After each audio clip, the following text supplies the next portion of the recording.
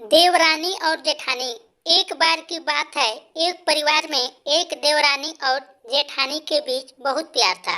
वो हमेशा एक दूसरे का साथ देती, एक दूसरे की मदद करती। लेकिन एक दिन देवरानी और जेठानी के बीच किसी बात को लेकर बड़ा झगड़ा हो गया।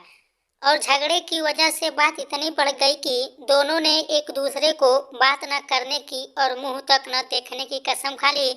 और दोनों ही अपने अपने कमरे में चली गई और कमरे के अंदर से दरवाजा बंद कर दिया।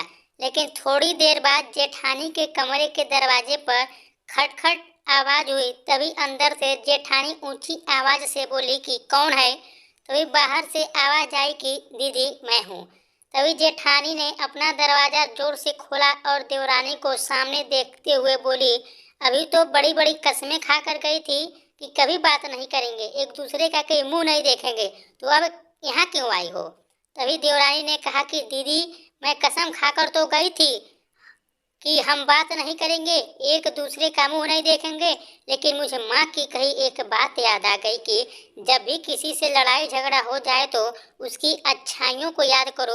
और मैंने भी वही किया, जिससे मुझे आपका दिया हुआ प्यार ही याद आया, जिसकी वजह से अब मुझे आपसे कोई भी शिकायत नहीं है और मैं आपके लिए चाय लेकर आई हूँ।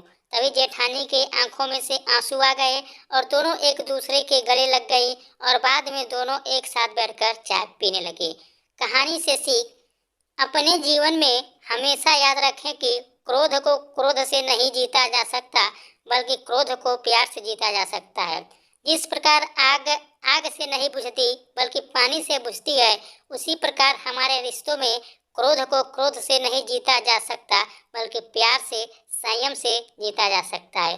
तो आप लोगों को यह कहानी कैसी लगी, अपनी राय कमेंट बॉक्स में जरूर दीजिएगा। वीडियो देखने के लिए आपका बहुत बहुत धन्यवाद।